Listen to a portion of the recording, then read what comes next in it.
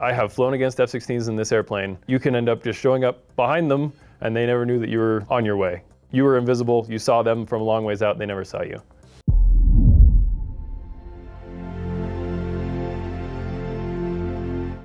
Hi folks, and welcome back to the Storm Cellar. Today we're going to take a look at the astronomical cost of the F-35 Lightning II and break down some of the causes as well as the need for the jet itself. Now, my time in acquisition was when I worked as a military assistant, the Director of Operational Test and Evaluation for the Office of Secretary of Defense. Here I had 35 various service programs that was under different phases of testing all the time. At the end of each year, I'd write a report detailing the program's progress or non-progress, and then submit it to the Secretary of Defense and Congress's Armed Services Committee for review. So I'm very familiar with the acquisition process. Hey, before we get into the 5th generation F-35, let's take a look at from design to operational status of different production fighter aircraft in the past. The P-51 Mustang was designed and delivered to the British during World War II in just over 6 months. Over 2,600 were sold to the British RAF under the Lend-Lease program. The U.S. Army Air Force decided in June of '43 that the P-51 would be a great escort fighter aircraft for its bomber force, and with many redesigns to include engines, canopy, an additional fuel tank aft of the pilot, and moving the wings forward to overcome a CG or center of gravity problem. It was delivered for operational use in a little over 6 months. The P-51's exceptional performance and combat radius greatly reduced the B-17 losses against the German Luftwaffe, making it one of the best fighter aircraft in World War II. Also, over 16,000 P-51s were built for the U.S. Army Air Force. Then we entered into the jet age. The first generation of U.S. Air Force fighters were the F-80 Shooting Stars, which had a straight wing, and the F-86 Sabres. Now, American manufacturers used German technology to provide the F-86 with a swept wing design which reduced drag and increased the desired operational speed. From design to production, almost 8,000 were delivered and all operational by 1949 and 1950. It took 2 to 3 years to get them to the U.S. Air Force. The F-86 was about speed and performance only. It was so effective that it provided a 10-to-1 kill ratio against MiG-15s during the Korean War. Now, the F-86 was also exported to 4 countries. Keep that in mind.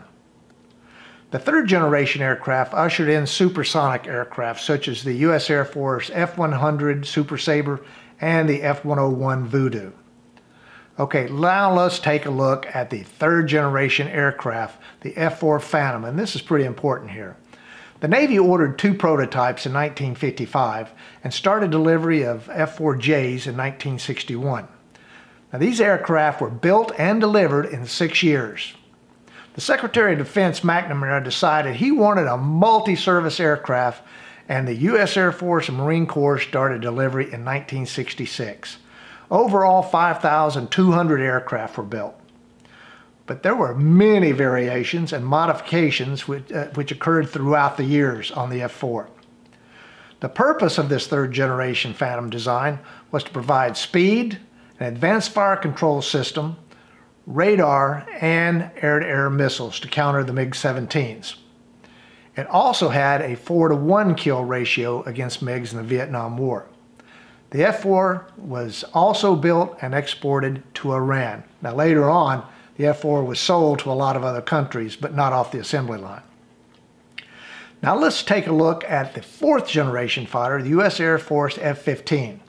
It was designed to provide not only speed, but high maneuverability, very sophisticated computers and fire control systems, powerful radars, and more sophisticated missiles. The F-15 was first delivered in 1975. Over 1,200 were built and exported to 3 countries. It was the superiority fighter of the time and a combat record of 104 air-to-air kills and no losses. All of these are very important because I think you see the progress of every aircraft added on something as it went along. Okay, let's take a look at this video and I'll give you my comments as we go along.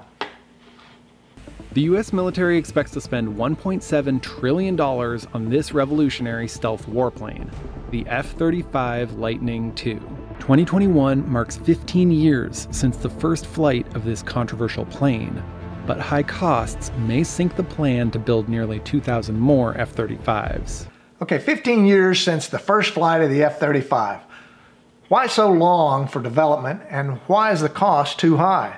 We'll answer those questions as we go along here.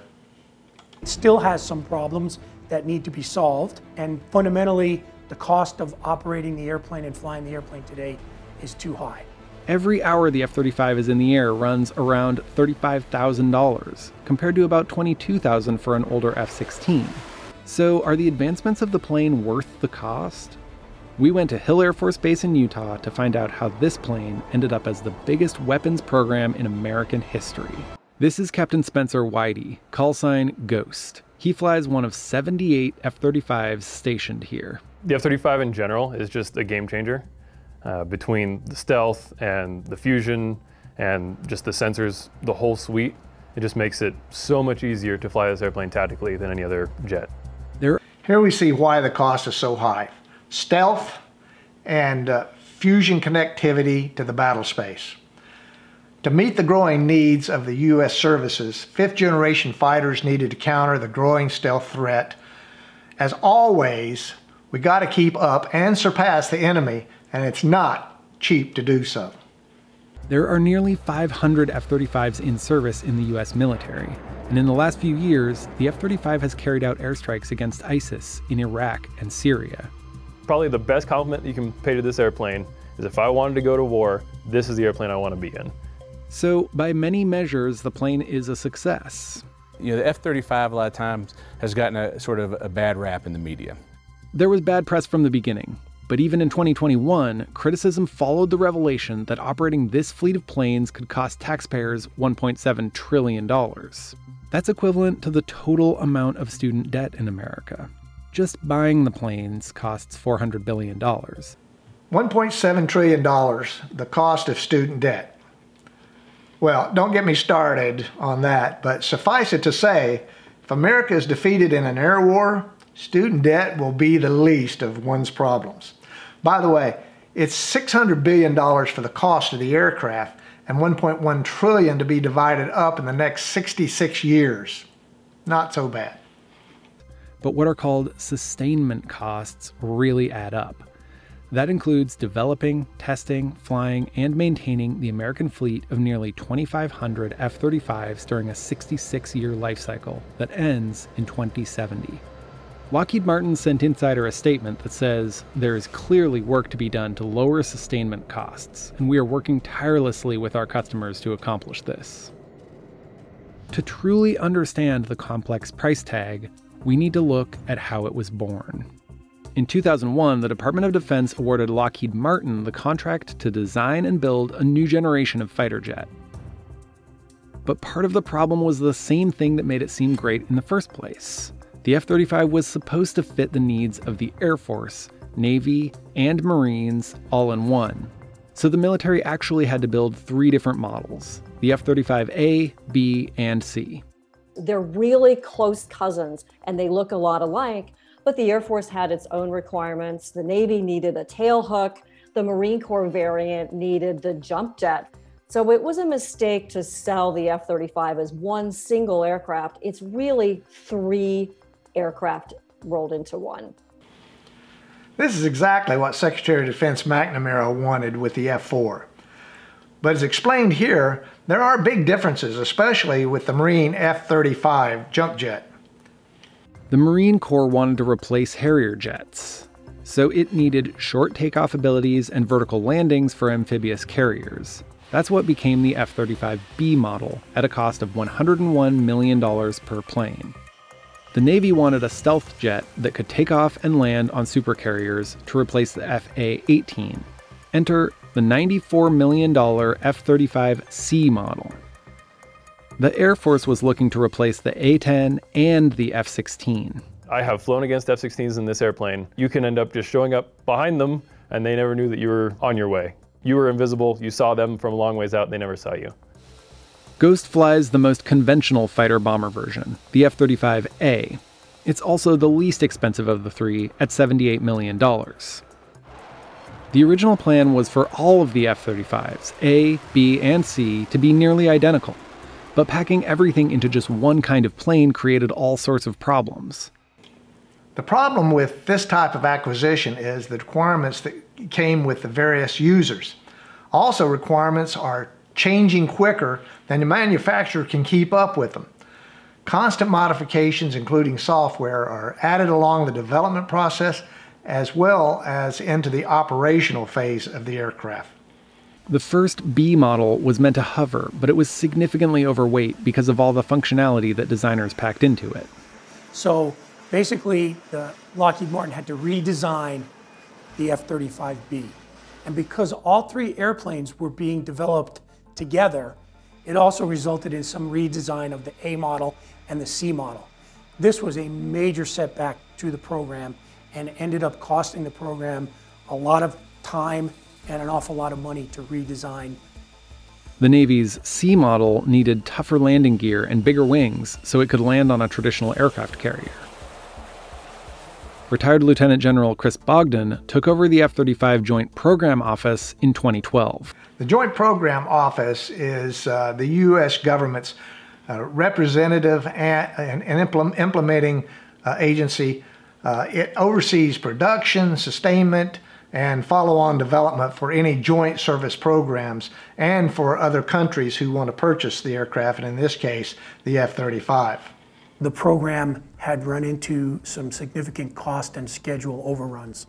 It was billions of dollars over budget and years behind schedule. The original design shared about 75% in common between versions. That was meant to cut costs. But General Bogdan says in the end, the planes only share about a third of their design.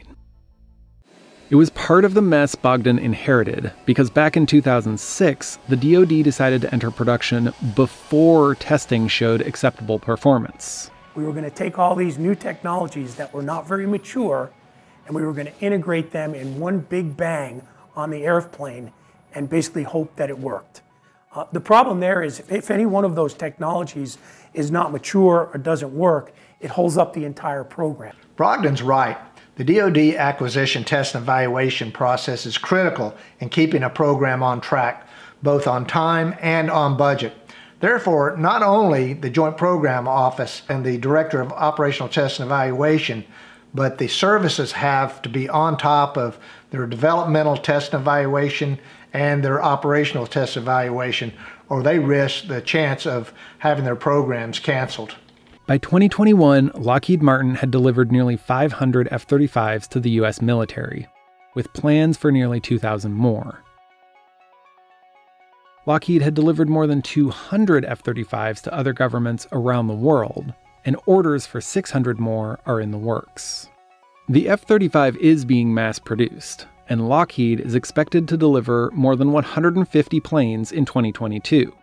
But the Pentagon has delayed a crucial milestone called full-rate production that would officially mark the end of testing the F-35. A decade and a half after its first flight, the F-35 still has more than 600 known problems, mainly related to computer software and hardware.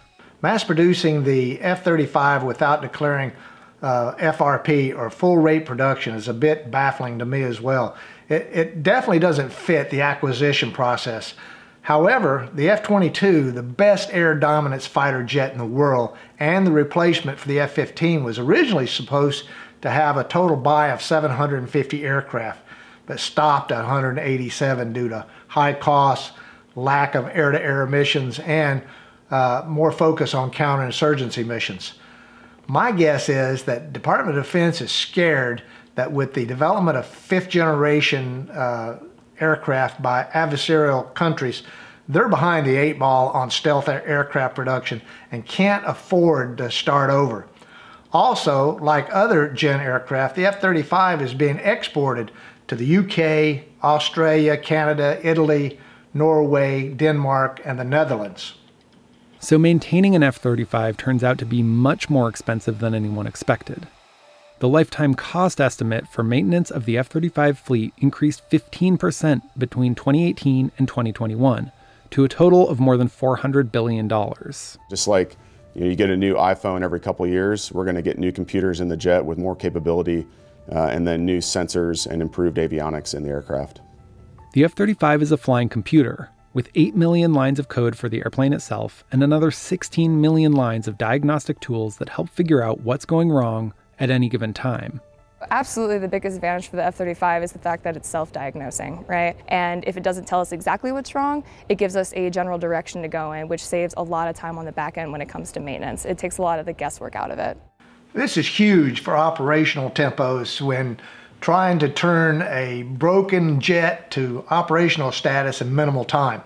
Also, as the Colonel said, software changes occur constantly to meet the needs of the mission and system. So we need to accept this as ops normal for future combat aviation. It's here to stay. And there are benefits inside the cockpit, since pilots get more information than in any other fighter jet. The helmet, a $400,000 custom-fit model, combines the heads-up display of older planes with night vision, as well as a feed from infrared cameras mounted on the body of the plane. My awareness is projected to me in the visor of this helmet. And it's so expensive because it's binocular. It projects into both of my eyes, so those have to be perfectly aligned so I'm not seeing double. The stealth design absorbs radar waves and hides the massive heat signature put out by its supersonic engine. I see everything that's happening out there, and they don't see me because I'm stealth, which then just allows me this position to just sit back and quarterback in kind of a calm environment, as opposed to kind of the chaos that you're having to go through if you're in other jets. There's an old saying, you get what you pay for. For the stealth capability, sensor fusion, and the pilot's ability to engage the enemy with ease, it's what makes the F-35 a viable and extraordinarily capable fighter jet. Where older fighters are seen on radar, the F-35s are barely a blip. Of course, the same can't be said for the cost. And without better affordability, the military will likely cut back on purchases. The original plan, and believe it or not, the current plan, is for the Air Force to buy 1,763 F-35As. No one really believes that. It's just sort of out there. Since the military buys planes in batches, future production could stop at almost any time. But most likely that's not the case. Most likely they'll get maybe 11 or 1,200, in which case you have to keep a legacy force of fourth-generation fighters that work with you and depend upon you, the F-35, as effectively the force that kicks down the door. Remember, the primary reason for the F-35 was to not only provide a stealth fifth-generation aircraft, but to replace legacy aircraft, such as the F-16, A-10, F-18, and the AV-8, which has a terrible accident rate. Also, these legacy aircraft are becoming very expensive to operate as well. So 2 decades into the program, with less than a third of the anticipated planes built, that $1.7 trillion number is just an educated guess. Okay, so what's the takeaway? 1, the U.S. and its allies are heavily dependent on a fifth-generation fighter aircraft, and it's too late to start over. 2, you get what you pay for. Like older generation aircraft, if you want a fighter that is second to none, it'll cost you. 3, foreign sales are important to bring down the cost per unit, but it's critical that the wrong allies don't get the technology, as what recently happened with our ally Turkey. 4, maintenance costs and software changes are expected in newer and constantly developing aircraft. Get used to it. 5, with every new generation of fighters, we can expect exponentially better combat capability, which translates into costs. And that's to counter perceived threat environments. Okay, I hope you enjoyed this video. If you did, give me a thumbs up and subscribe to my channel. That'll help it grow, and I hope you're with me on that. I'd like to know what you think by putting your comments in the section below. So until next time, make sure your takeoff and landings equal.